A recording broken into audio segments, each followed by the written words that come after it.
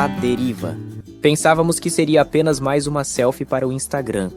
Não imaginávamos que aqueles minutos de brincadeira se transformariam em uma das experiências mais marcantes de nossas vidas.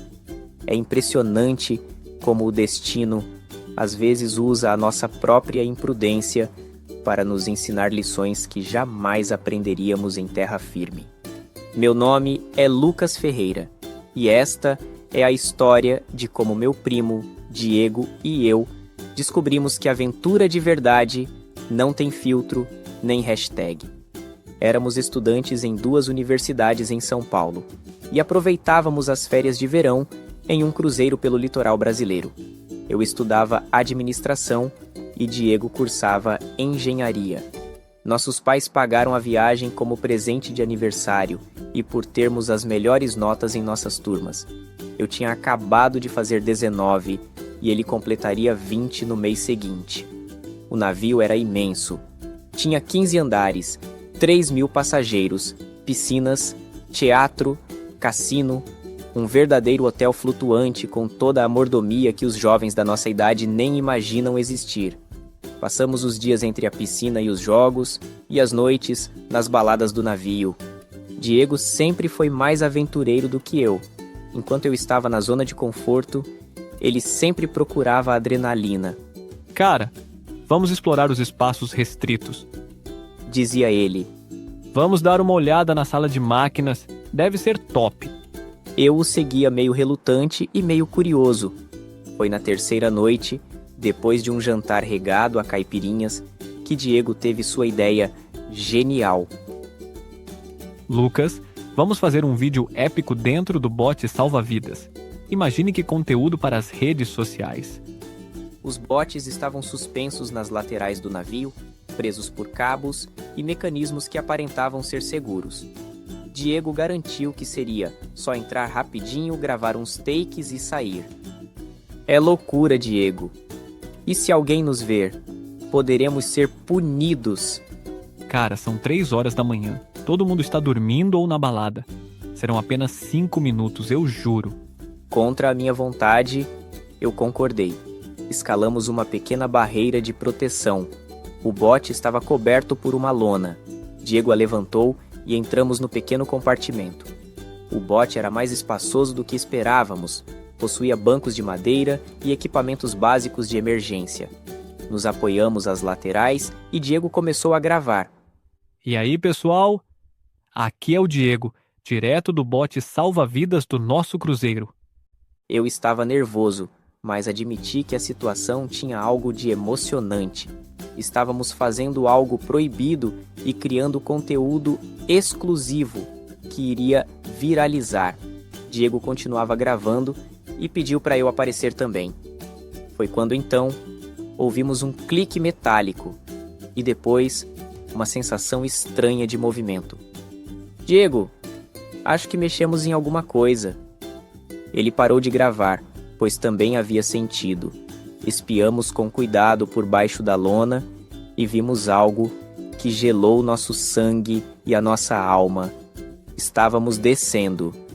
O mecanismo de liberação foi ativado acidentalmente e o bote deslizava suavemente pelos cabos em direção ao mar, enquanto o do navio continuava normalmente a sua rota. Gritamos, mas já era tarde. O bote tocou a água com um splash que nos jogou para os lados. Ficamos atônitos. Quando conseguimos nos recompor, o navio já estava a muitas centenas de metros de distância, prosseguindo impassível pela noite por sua rota. O desespero tomou conta de nós. Estávamos sozinhos no Oceano Atlântico, às 3 da madrugada, em um bote salva-vidas, e vestíamos apenas bermudas de praia e camisetas. Diego tentou ligar pelo celular, mas ele estava sem sinal. O meu, ainda pior, havia descarregado a bateria. A realidade começou a bater em nossa consciência. Ninguém sabia onde estávamos. Ninguém tinha visto a nossa aventura. Para todos no navio, ainda estávamos dormindo em nossas cabines. Cara, que droga, disse Diego. Pela primeira vez, desde que o conheci, vi que o meu primo aventureiro tinha ficado assustado de verdade. Com a lanterna do celular, investigamos o bote. Havia suprimentos de emergência, água potável para 5 dias, comida desidratada, sinalizadores, uma bússola, um rádio de emergência e manual de sobrevivência no mar. Diego tentou usar o rádio, mas ele apenas captava estática. Pensamos em usar os sinalizadores, mas imaginamos que ninguém nos veria no meio do oceano naquele momento e preferimos guardá-los para alguma ocasião de maior certeza. A primeira noite foi terrível. Além do medo, enjoamos muito com o balanço constante. Vomitamos por cima da borda até não ter mais nada no estômago. O frio da madrugada no mar estava muito intenso. A sensação era como se diversas navalhas cortassem a nossa pele, e a percepção do tempo também se alterou. A noite parecia não acabar e os minutos pareciam horas. Infelizmente, não tínhamos a lona para nos proteger, pois ela havia ficado presa nos cabos que prendiam o bote. Quando o sol nasceu, a situação ficou mais clara e, paradoxalmente, mais desesperadora. A água azul era infinita em todas as direções. Nenhum vestígio de terra firme, navios ou aviões. Temos que racionar a água e economizar energia, eu disse, assumindo uma responsabilidade que nunca havia sentido antes. Diego, agora é sério. A brincadeira acabou definitivamente e temos que nos organizar para sobreviver. O segundo dia foi de aprendizado forçado. Lemos o manual de sobrevivência como literatura obrigatória. Aprendemos sobre correntes marítimas, coleta de água da chuva e sinais de terra próxima. Diego usou os seus conhecimentos de engenharia para tentar melhorar a nossa situação. Com os materiais presentes no bote e as instruções do manual, criou um sistema para coletar o orvalho durante a madrugada. Tentou calcular a nossa posição aproximada, utilizando a posição das estrelas, do trajeto do Sol e das recordações das últimas posições que lembrávamos ter visto no celular. Não deu muito certo. Eu, por minha vez, organizei os nossos suprimentos como um projeto de administração. Estabeleci horários para refeições, turnos de vigília e rotina de exercícios para manter a circulação. No terceiro dia, quase desistimos. Nós estávamos acostumados com a vida em São Paulo, com todo o conforto que um centro urbano pode nos oferecer, e não tínhamos real preparo físico para suportar adversidades, mesmo que mínimas. O rádio não sintonizava nada, continuava emitindo apenas estática. Nossos lábios começaram a rachar pelo sol intenso que vinha do céu e se refletia na água, além de todo o sal contido no ar. A pele estava queimada e, com o calor intenso, começamos a delirar um pouco. Cara, se a gente morrer aqui, vai ser por minha própria burrice de ter nos colocado nessa furada, disse Diego. Não vamos morrer, respondi, tentando convencer a mim mesmo. Alguém irá nos encontrar. Foi quando, então, Diego teve uma ideia. E se ao invés de ficarmos parados esperando que alguém nos localize, nós tentarmos remar? Pelo manual, há 2 correntes nesta região. A corrente do Brasil pode nos levar para a costa inferior do Nordeste e para o Sudeste, enquanto a corrente sul-equatorial pode nos levar para a costa superior do Nordeste e para o norte do Brasil. Algumas das correntes desta região vão em direção à ilha de Fernando de Noronha. Não sei qual delas pegaremos, mas acho que temos que nos decidir e arriscar. Parecia loucura, mas realmente era melhor do que ficarmos parados e esperando. Começamos a remar em turnos, 2 horas para cada um, seguindo a bússola na direção que o manual indicava como mais provável de encontrar a terra. O 4º dia foi o mais difícil. Estávamos desidratados, com fome e exaustos do esforço de remar. As nossas mãos estavam muito machucadas pelos remos, sal e sol. Diego havia desenvolvido uma febre leve, acredito que por insolação. Não aguento mais, ele murmurou. Desculpe-me de ter te colocado nessa furada. Aguenta, primo. Temos que aguentar. Eu tentava motivar ele. Foi então que avistamos alguns vultos à distância e percebemos que eram pássaros. Primeiro um, depois vários. O manual dizia que pássaros marinhos indicam proximidade à terra. Nossos corações dispararam. Havia alguma possibilidade de sermos resgatados. Na manhã do quinto dia, vimos um ponto minúsculo e escuro no horizonte. Gritamos como loucos. Ficamos com uma energia que não sabíamos que ainda tínhamos. Começamos a remar em conjunto, com mais intensidade. O ponto foi crescendo, até ser perceptível uma pequena ilha rochosa, com algumas construções. Chegamos à ilha completamente exaustos. Mal conseguíamos nos manter sentados no bote. Vimos que era uma ilha rochosa que não possuía praia de areia e nos seria necessário grande esforço para conseguir subir até ela. Foi quando então ouvimos vozes em português se aproximando. Eram militares da Marinha do Brasil que correram em nossa direção. Havíamos chegado no arquipélago de São Pedro e São Paulo, um arquipélago brasileiro no meio do Atlântico, onde funciona uma estação científica da Marinha. Como vocês chegaram aqui? Perguntou o sargento que nos socorreu. Entre goles de água e lágrimas de choro, contamos a nossa história. Os militares balançavam a cabeça incrédulos. Vocês têm ideia da sorte que tiveram? Esta é a única terra habitada em centenas de quilômetros. Fernando de Noronha está a 600 quilômetros daqui, e a cidade de Natal está a pouco mais de 1.000 quilômetros. Fomos levados para a estação científica. Recebemos cuidados de primeiros socorros, comida quente, banho e roupas limpas. O comandante da base nos recebeu com uma mistura de satisfação e bronca paterna.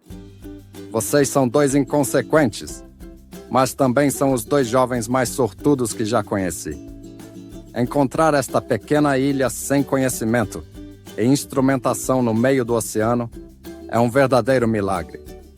Descobrimos que o cruzeiro havia notado a nossa falta apenas no dia seguinte, durante a chamada para o café da manhã, após terem também notado a ausência do bote.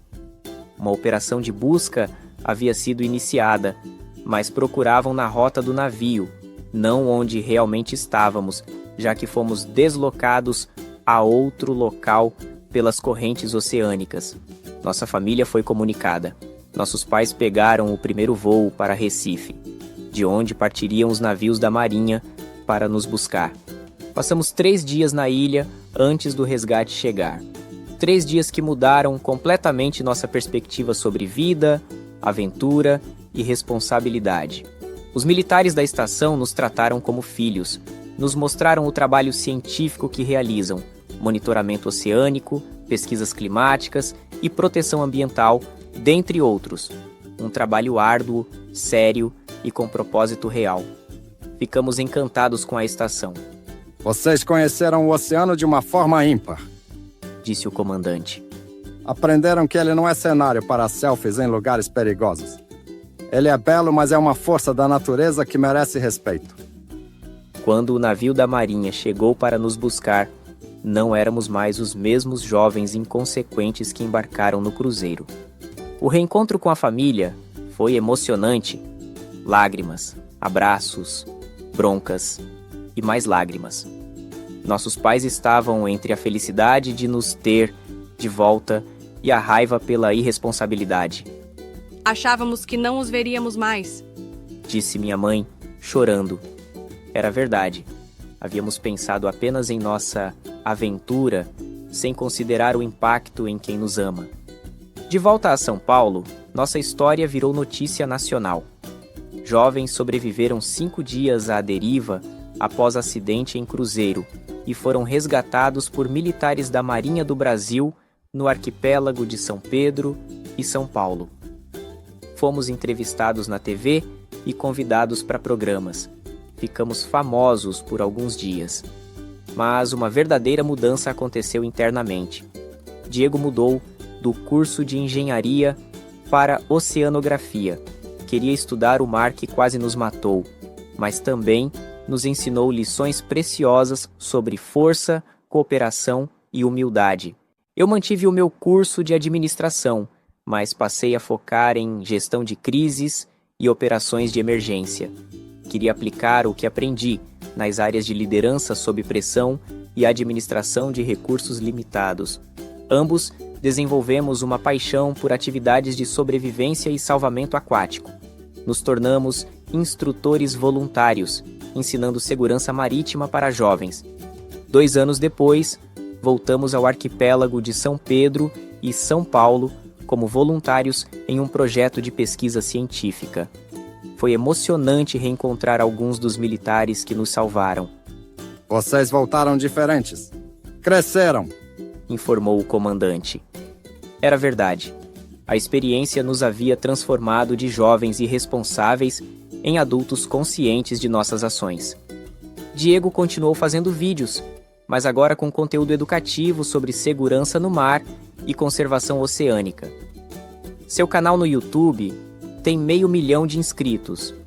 Eu trabalho em uma empresa de turismo náutico, desenvolvendo protocolos de segurança.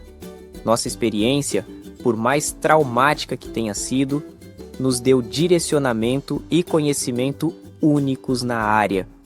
Nossos pais, que inicialmente ficaram traumatizados, hoje se orgulham da transformação que experimentamos, Vocês aprenderam do jeito mais difícil, diz meu pai. mas aprenderam para a vida toda. Mantemos contato com os militares que se revezam no arquipélago. Visitamos a base sempre que possível, trazendo materiais científicos de apoio para os pesquisadores. Aquelas pessoas se tornaram nossa segunda família. Hoje, quando vejo jovens fazendo selfies em situações perigosas, sinto um aperto no peito e a minha primeira ação é dizer: vocês não fazem ideia do que pode acontecer por um simples momento. Mas também sei que algumas lições só podem ser aprendidas através da sua própria experiência. A nossa aventura começou com vaidade e terminou com propósito. Saímos de casa procurando curtição e voltamos com lição de vida. O oceano que quase nos engoliu acabou nos moldando. Nos ensinou que coragem não é ausência de medo, mas é força para prosseguir, mesmo quando esperanças não existem mais. Que a aventura real não é sobre postar fotos, mas sobre superar limites genuínos com sabedoria e precaução. Diego estava certo sobre uma coisa desde o início. Precisávamos de uma aventura épica. Só não imaginávamos que ela seria tão real quanto terrível, nem tão transformadora quanto perigosa. Às vezes, olho para o mar e penso nos 5 dias à deriva, não com trauma, mas com gratidão.